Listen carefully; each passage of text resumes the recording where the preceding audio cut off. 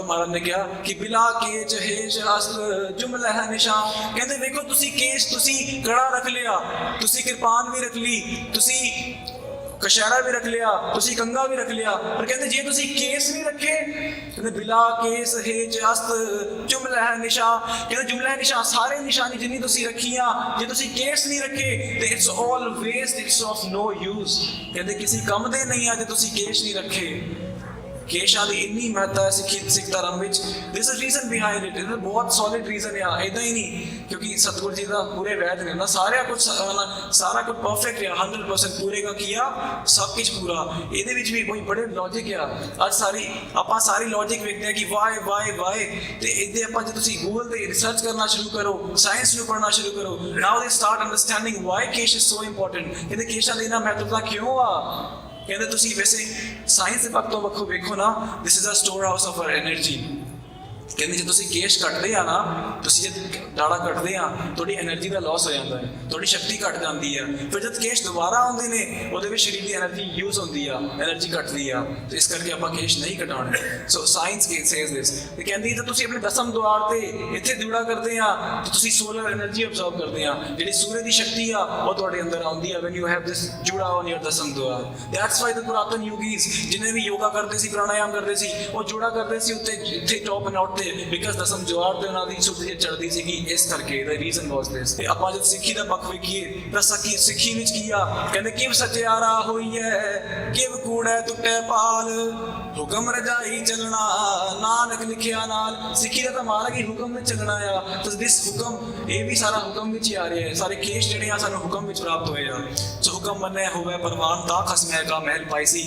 आपां हुक्म नूं एक्सेप्ट नहीं करांगे तो we are not gonna go through that mahal of khasam. ਆਪਾਂ ਨੂੰ ਹੁਕਮ ਨੂੰ ਸਮਝਣਾ ਪੈਣਾ। ਫਿਰ ਦੇਖੋ जिन्ने भी अज तक पीर पैगंबर होए आ, स्पिरिचुअलिस्ट होए आ, है ना, 33 करोड़ हिंदू देवी देवता हैगे आ, 84 सिद्ध, 52 वीर, है ना, ਜਿਹੜੇ अपने ग्रीक ਦੇ रोमन अपने फिलोसोफर्स है, Socrates, Archimedes, Pythagoras, Zeus, हेडिस, Poseidon. इस तो अलावा देखो ब्रह्म अवतार, रुद्र अवतार, श्री कृष्ण, श्री रामचंद्र, 10 गुरु साहिबान, गुरसिख, रविंद्रनाथ टैगोर सारे केशाधारी हुए ने, because there is a strong relationship between cash and spirituality। जे तुसी नाम जपना आ ਤਾਂ एक अवस्था आंदी आ जिन्हों की कहा गया सिद्ध गोश की बाणी जब आप पढ़िए तो महाराज कहते गुरमुख रोम रोम हर त्यावे। कहते जब नाम जप के इन्ना अभ्यास हो गया ना कि एक एक रोम विचों एक एक हेयर स्ट्रैंड विचों नाम जपया जा सकता है। कहते वो अवस्था प्राप्त करने वास्ते एक केशां दी लोड़ है।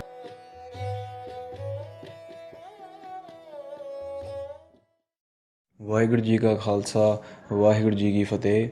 ਅੱਜ ਦਾ ਵਿਸ਼ਾ ਆ ਪਰਾਈ ਇਸਤਰੀ ਜਾਂ ਮਰਦ ਦਾ ਸੰਗ। ਧੰਨ ਧੰਨ ਸ਼੍ਰੀ ਗੁਰੂ ਗ੍ਰੰਥ ਸਾਹਿਬ ਜੀ ਮਹਾਰਾਜ ਪਰਾਈ ਇਸਤਰੀ ਜਾਂ ਪਰਾਈ ਮਰਦ ਦੇ ਸੰਗਤ ਕਰਨ ਨੂੰ ਬਹੁਤ ਹੀ ਧਿੱਕਾਰਦੇ ਨੇ ਅਤੇ ਦੱਸਦੇ ਨੇ ਕਿ ਇਹ ਬਹੁਤ ਹੀ ਮਾੜਾ ਕਰਮ ਆ। ਜਿੱਦਾਂ ਕਿ ਆਪਾਂ ਪੜ੍ਹਦੇ ਹਾਂ, ਪਰ ਤ੍ਰੈ ਰਾਵਣ ਜਾਹੇ ਸਹੀ ਤਾਂ ਲਾਜੀ ਹੈ। ਭਾਵ ਕਿ ਜੋ ਪਰਾਈ ਇਸਤਰੀ ਜਾਂ ਪਰਾਈ ਮਰਦ ਦੀ ਸੰਗਤ ਕਰਦੇ ਹਨ ਉਹਨਾਂ ਨੂੰ ਇਸ ਲੋਕ ਵਿੱਚ ਵੀ ਅਤੇ ਅੱਗੇ ਪਰਮੇਸ਼ਰ ਦੀ ਦਰਗਾਹ ਵਿੱਚ ਵੀ ਸ਼ਰਮਸਾਰ ਹੋਣਾ ਪਏਗਾ। ਇਸੇ ਪ੍ਰਕਾਰ ਮਹਾਰਾਜ ਸਾਨੂੰ ਦੱਸਦੇ ਨੇ ਜੈਸਾ ਸੰਗ ਬੀਸੀਅਰ ਸਿਉ ਹੈਰੀ ਤੈਸੋ ਹੀ ਇਹੋ ਪਰ ਗ੍ਰਹਿ। ਕਿ ਭਾਵ ਪਰਾਈ ਮਰਦ ਜਾਂ ਪਰਾਈ ਇਸਤਰੀ ਸੰਗਤ ਇਸ ਪ੍ਰਕਾਰ ਆ ਜਿੱਦਾਂ ਸੱਪ ਨਾਲ ਯਾਰੀ ਪਾਲ ਲਈ ਹੈ। ਸੱਪ ਹੁੰਦਾ ਹੈ ਜ਼ਹਿਰੀਲਾ, ਅ snake is a poisonous one. ਸੋ ਜੇ ਆਪਾਂ ਸਨੇਕ ਨਾਲ ਰਵਾਂਗੇ, ਸੱਪ ਨਾਲ ਰਵਾਂਗੇ ਤਾਂ ਸਾਨੂੰ ਡੱਸੂਗਾ, ਸਾਨੂੰ ਸਾਡੇ ਸਰੀਰ ਵਿੱਚ ਵੀ ਜ਼ਹਿਰ ਚਲੇ ਜਾਏਗਾ। ਇਸੇ ਪ੍ਰਕਾਰ ਪਰਾਈ ਇਸਤਰੀ ਜਾਂ ਪਰਾਈ ਮਰਦ ਦੀ ਸੰਗਤ ਵੀ ਸਾਡੇ ਵਾਸਤੇ ਸੱਪ ਵਰਗੀ ਆ। ਅੱਜ ਤੁਸੀਂ ਜਾਣਦੇ ਹੀ ਆ ਕਿੰਨੇ ਸਾਰੇ ਸੈਕਸ਼ੂਅਲੀ ਟਰਾਂਸਮਿਟਡ ਡਿਜ਼ੀਜ਼ਸ ਨੇ ਜਿੱਦਾਂ ਕਿ HIV, ਏਡਸ, ਸਿਫਿਲਿਸਿਸ, ਹੈਪਾਟਾਈਟਿਸ, ਜੈਨੀਟਲ ਵਾਰਟਸ, ਹੋਰ ਵੀ ਅਨੇਕ ਤਰ੍ਹਾਂ ਦੀ ਬਿਮਾਰੀਆਂ ਨੇ। ਇਹ ਰੋਗ ਸਾਨੂੰ ਲੱਗ ਸਕਦੇ ਨੇ ਜੇ ਆਪਾਂ ਇਸ ਗਲਤ ਕੰਮ ਵਿੱਚ ਫਸ ਜਾਵਾਂਗੇ ਤਾਂ। ਇਸ ਕਰਕੇ ਮਹਾਰਾਜ ਸਾਨੂੰ ਸੁਚੇਤ ਕਰਦੇ ਨੇ ਕਿ ਕਾਮ ਵਾਸ਼ਨਾ, ਸੈਕਸ਼ੂਅਲ ਡਿਜ਼ਾਇਰਸ ਤੋਂ ਬਚ ਕੇ ਰਹਿਣਾ ਚਾਹੀਦਾ ਨੇ। ਮਹਾਰਾਜ ਕਹਿੰਦੇ ਨੇ ਕਾਮ ਕ੍ਰੋਧ ਕਾਇਆ ਕੋ ਗਲ ਹੈ ਅਤੇ ਹੇ ਕਾਮੰ ਨਰਕ ਬਿਸਰਾਮੰ ਬਹੁ ਜੋਨੀ ਬ੍ਰਹਮਾਵਣ ਹੈ। ਕਹਿੰਦੇ ਨੇ ਹੇ ਕਾਮ ਵਾਸ਼ਨਾ ਤੂੰ ਨਰਕਾਂ ਨੂੰ ਲੈ ਜਾਂਦੀ ਆ ਬਾਈ, ਜੂਨਾਂ ਵਿੱਚ ਸਾਨੂੰ ਫਸਾ ਦਿੰਦੀ ਆ, ਸਾਡਾ ਚਿੱਤ ਹਿਰ ਲੈਂਦੀ ਆ, ਧਿਆਨ ਨਹੀਂ ਲੱਗਣ ਦਿੰਦੀ ਕਿਸੇ ਕੰਮ ਵਿੱਚ, ਸਾਡੇ ਸਾਰਾ ਜਪ ਤਪ ਬਰਬਾਦ ਕਰ ਦਿੰਦੀ ਹੈ, ਸਾਡੀ ਪਵਿੱਤਰਤਾ ਭੰਗ ਕਰ ਦਿੰਦੀ ਹੈ, ਸਾਡਾ ਕਰੈਕਟਰ ਦਾ ਨਾਸ਼ ਕਰ ਦਿੰਦੀ ਹੈ। ਇਸ ਕਰਕੇ ਮਹਾਰਾਜ ਸੁਚੇਤ ਕਰਦੇ ਨੇ ਕਿ ਪਰ ਤ੍ਰੈ ਰੂਪ ਨਾ ਪੇਖੈ ਨੇਤਰ, ਕਿ ਆਪਾਂ ਅੱਖਾਂ ਨਾਲ ਨਾ ਪਰਾਏ ਮਰਦ ਜਾਂ ਪਰਾਈ ਇਸਤਰੀ ਦਾ ਹੁਸਨ ਨਾ ਵੇਖ।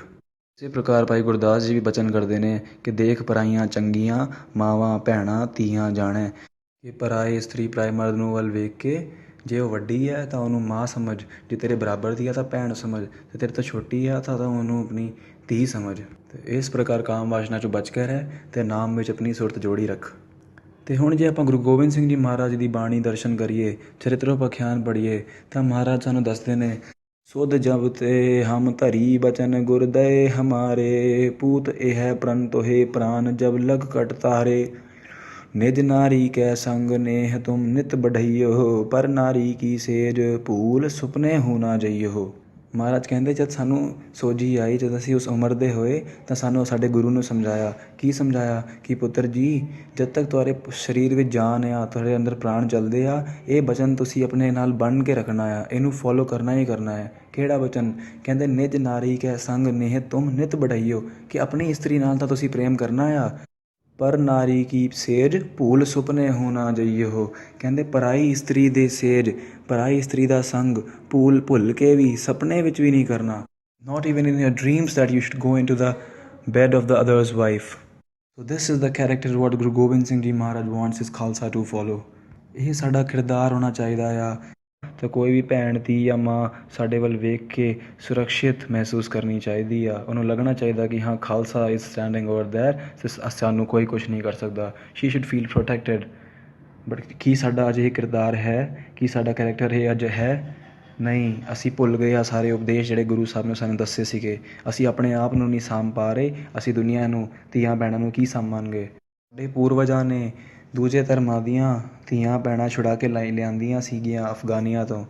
ਅੱਜ ਅਸੀਂ ਆਪਣੇ ਆਪ ਨੂੰ ਨਹੀਂ ਸਾਂਭ ਪਾ ਰਹੇ। So where are we heading towards? So we need to look into this matter Guru ਪਿਆਰਿਓ। ਅੱਜ ਜਦ ਅਸੀਂ ਆਪ ਆਪਣੇ WhatsApp 'ਤੇ YouTube 'ਤੇ ਕਿਹੜੀ ਵੀਡੀਓਜ਼ ਵੇਖਦੇ ਹਾਂ, ਕੀ ਕਰਦੇ ਹਾਂ, ਸਾਡਾ ਧਿਆਨ ਕਿੱਥੇ ਹੁੰਦਾ ਆ? What kind of songs we listen to? ਆਪਾਂ ਕਿਹੜੇ ਗਾਣੇ ਸੁਣਦੇ ਹਾਂ? ਕੀ ਕੁਝ ਹੁੰਦਾ ਹੈ ਉਹਦੇ ਵਿੱਚ? ਕਿਹੜੇ ਸ਼ੋਜ਼ ਆਪਾਂ ਵੇਖਦੇ ਹਾਂ? ਕਿਹੜੀ ਥਾਵਾਂ 'ਤੇ ਅਸੀਂ ਜਾਂਦੇ ਹਾਂ? ਵਿਚ palaces and clubs we go into?